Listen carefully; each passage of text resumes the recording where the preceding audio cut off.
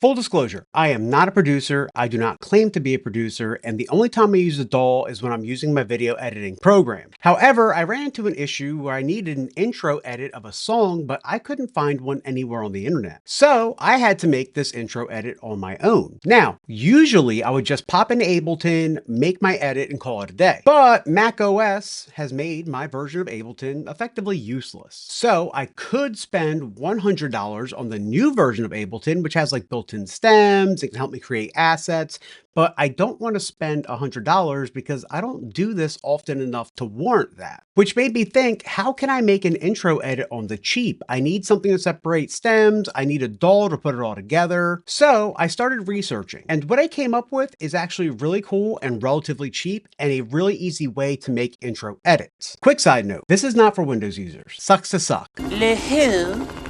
The her. However, if you're a Mac user, this is a cheap way to make your own intro edits. Let's get into it.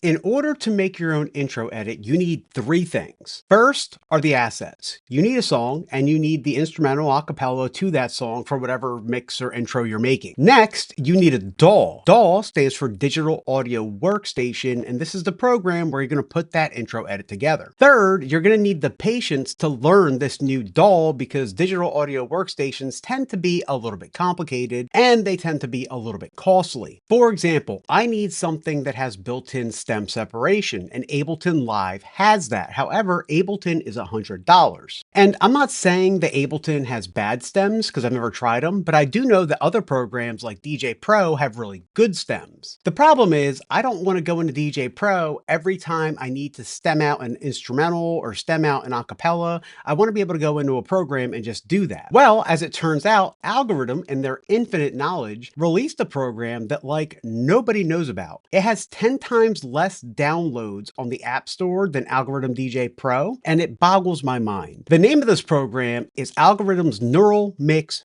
Pro. Essentially, what Algoriddim did is they took their Neural Mix Pro algorithm that they use to separate stems in DJ Pro, and they made it its own individual program. Now, this program is not free. It costs $50. If you broke, then just say that. But for $50, it's super robust. You can do a lot of cool things with it. And most of all, you can make your own assets to make your own edits. Let's take a look at Neural Mix Pro and let me show you how to make an asset so that you can make your own intro edit. This is Algoriddims Neural Mix Pro.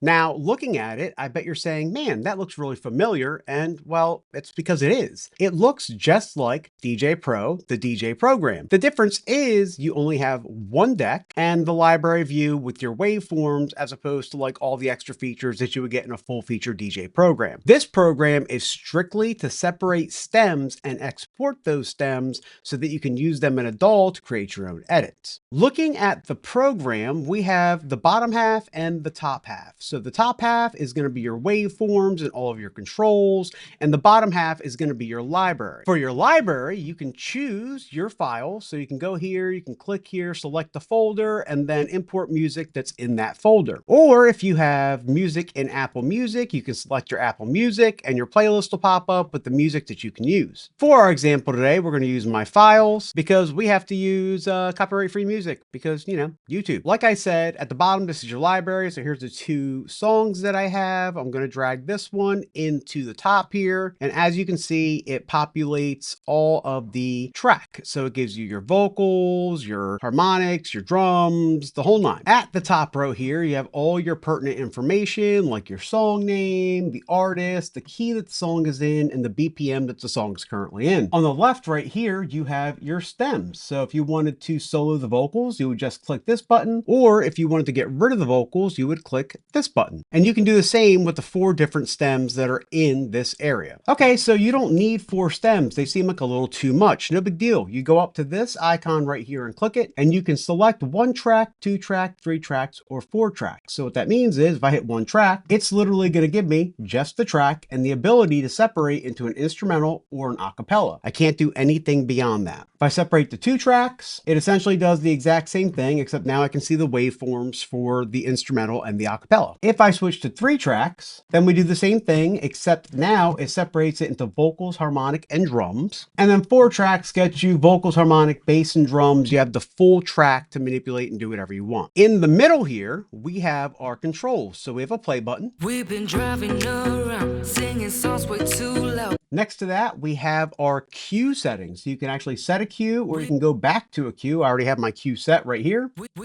Next, you have looping. Yes, you can actually export a stemmed loop and you can keep it super simple, like it goes by beats. So you can hit 4 beats and increase it to whatever you want. Or if there was a section of the song that you wanted that you couldn't get by selecting a pre-made selection, you can choose an in and out spot for your loop to record a certain portion of an acapella or the beat. Next, we have pitch. So you can actually pitch up or down whatever you stem as well. So if you're looking to make a mashup and you know that the acapella for that mashup is in a different key, you can actually adjust the key of this track to match that acapella so that that mashup makes sense. And next, you have tempo control. So you can actually increase or decrease the speed of the tempo of the song and export the stem at that speed. Not only can you export stems, but you can manipulate the stem to work for you and your edit. Very cool. Now, we can dive really deep into this, but for today, we're going to keep it really simple, and I'm just going to show you how I'm going to use this to bring an instrumental as a beginning to an intro edit. So let's get into it. First and foremost, we have our song. I'm going to drag it in again, and we're just going to listen to it. We've been driving around, singing songs way too loud because we wanna.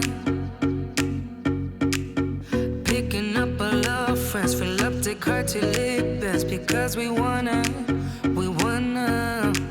Yeah, we just wanna have. So we heard how the song starts, and it's a hard start. It starts with the vocals ahead of the beat. We've been driving around, singing. Okay, so we know we need an intro for this song. What I'm going to do is I'm going to drag the beat where it starts right to the playhead. Then I'm going to kill the vocals, and then we're going to loop 32 beats. So let's give that a listen.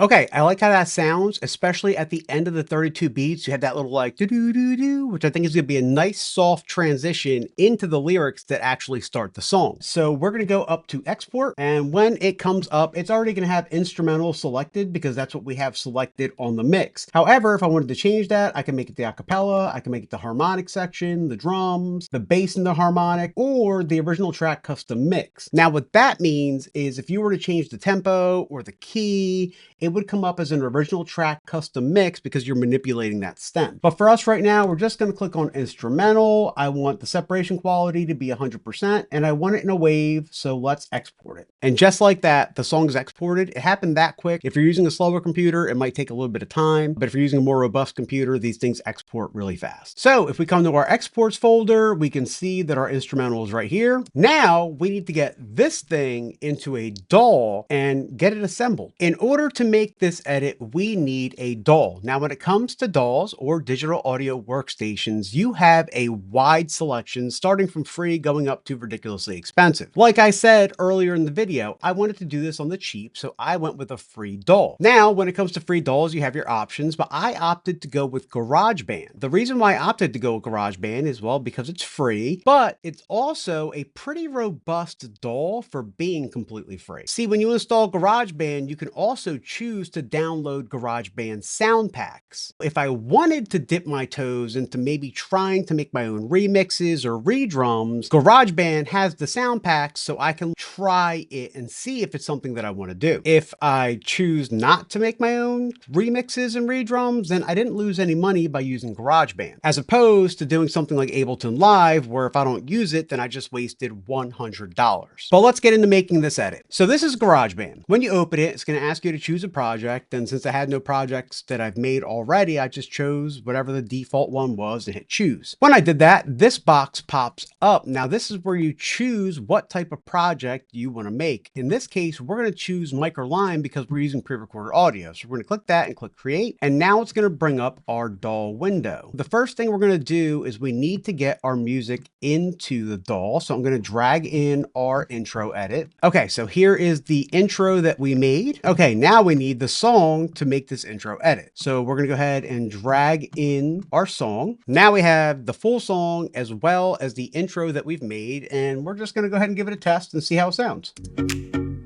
We've been driving around singing. That sounds absolutely terrible. We need to fix that. So we are going to zoom in on our waveform, and then we're gonna, oh, a little too far. We're gonna come here, we're gonna listen to it one more time. We've been driving around. All right, so we need to move this up. That should do it. Let's give her a listen. We've been driving around singing. Let's give it a listen from a little further back. We've been driving around singing songs way too loud. And just like that, we made an intro edit. The whole reason I decided to make this video, and like it was literally on the fly, I was sitting at my computer, I figured this out, and I was like, you know what, I want to share this with my viewers, because I understand that not everybody wants to be a producer, right? Not every DJ has to produce music, and not every producer has to be a DJ. But sometimes you find yourself in a spot where you need to make your own edit, even if it's something as simple as like an intro edit. I also understand that not everybody has the ability to just go out and buy the most expensive DAW with the best stem separation. Sometimes you have to do this stuff on the cheap. And honestly, for 50 bucks, Neural Mix Pro is a really robust, awesome program where you can design all of your assets for your edits, and then use a free software like GarageBand. And that will get you through making basic DJ edits. Now, if you aspire to do more than that, you need to check out a completely different YouTube channel, because production is not something that I usually cover. But I thought this was a cool and cheap way to make an intro edit, so I wanted to share it with my viewers to hopefully inspire some of you to start making your own intro edits. But viewers, I leave it to you. Are there better or cheaper ways to do this? Leave it in the comments. As always, if you made it to the end of this video, I'd like to say thank you so much for watching. If you found anything valuable in the content, please subscribe to the channel. We have a bunch of videos going over the tech that we use as DJs, with a lot more coming down the pipeline. My name is Seth Velez, aka DJ Seth V. This is DJ Tech Tips. Thank you for watching, and we out.